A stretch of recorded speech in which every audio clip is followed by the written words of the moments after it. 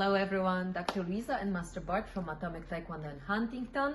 Before you listen to this video, if you did not subscribe to our YouTube channel yet, make sure to click below and do it right now so you don't miss any fun and exciting educational videos we still will be posting in our channel.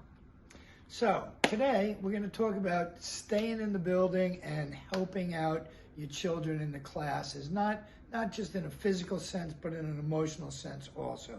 It's really, really important that you're involved in the child's education, that you're involved in their classes. And sometimes being involved just means watching them, giving them a thumbs up, smiling at them. They know you're watching, they want to show off. And today, Dr. Louise is going to tell you why that is, because she's such a brainiac. Well, members of our school know that parents of children in basic and core skills class are required to stay in the building. And so this important policy is really made for the benefit of your children. Basic and core skills in our school means children ages of 4 through 9 years old. Now, why we need parents to stay? You see, there's something really, really interesting about brain.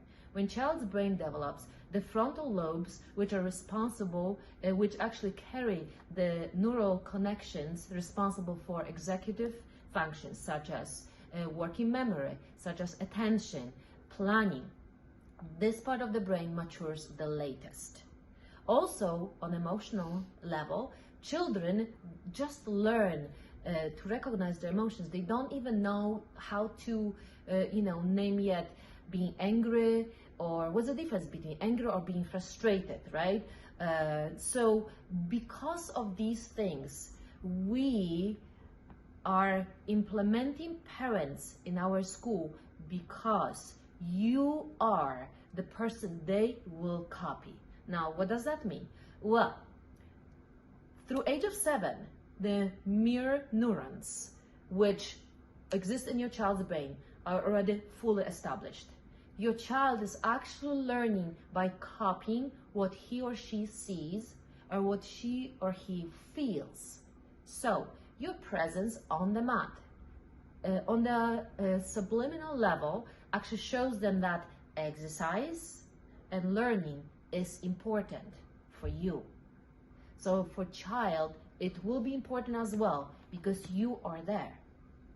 Also, when you are, for example, holding equipment, child is learning it by copying you. So when you hold it properly, your child is registering, actually the mirror neurons are registering it, and your child is learning by copying your movement as well. We should really take it a little bit farther and think, what do you say to your child? If you compliment child on the mat, you are reinforcing things in positive way. And for this important reason, we love when parents are coming on the mat, because this way parents have the ability to actually observe us, how we speak to children. We avoid punishing children for certain things, but we pick up on these little good things kids did, and we compliment them for that. If we compliment behavior of one child, the one who was not really paying attention or maybe lacking discipline now wants to be complimented as well because it feels so good to be complimented. And now the behavior of the other child changes because he or she wants to be complimented as well. So by using that positive reinforcement is what you as a parent observe on the mat, and then you can take it home, and all these tools we are giving you can be utilized at home so your parenting is easier and a little bit more rewarding. Now, we approach children's development in few different areas, right? We have these physical skills, intellectual, yes, emotional, and social. Yes. So when you come on the mat, let's look at physical skills first. Why would you say the parent's presence on the mat helps them physically? Well, there's a couple of different reasons. One is if the child sees the parents out there, then they kind of put two and two together and say, okay, mom and dad's here exercising with me, this must be something that's really important, because you're involved in it, they like it, they see, make a connection and say, this is something that's good and it's fun. Yes. So they learn that way. Now, on physical level, if you are there and you see where your child struggles, now you're actually able to help your child at home. Like at school, regular school, if your child brings the grade C+, you know exactly what was wrong. It's probably all written in red, right? Here, if you're not on the mat and you don't see what your child struggles with, you're not able to help them with these physical skills. But when you're there, you see it, and you can turn it into fun and exciting activity at home. The activity which actually leads us to another area of child's development. I'm skipping through them. The social aspect of martial arts. Like Master Bart mentioned, you being there, you're able to show the importance of it, but also by complementing these little things which your child did correctly, you're actually creating an important bond with your child. And what's more fun than martial arts, right? So you are able to really create that teamwork with your child through this exciting activity, which means socially, you're helping your child grow as well. Now, let's talk about intellectual skills, which is processing the information, right? What happens with processing information when child is 5 and 6 years old? So they're going to be looking at what you're doing, how you're holding the paddle, maybe where the center is. You're going to be communicating with them, and they're going to pick it up auditorily, but they're also going to see it visually. They're going to start to organize things in their mind. The hand goes here to stabilize it. Now I should be able to kick. They're putting 2 and 2 together. You're not telling them to kick, but they see the target. They see the way you're positioning it. And so they start to learn how to organize things, how to plan certain movements, a certain sequence of events.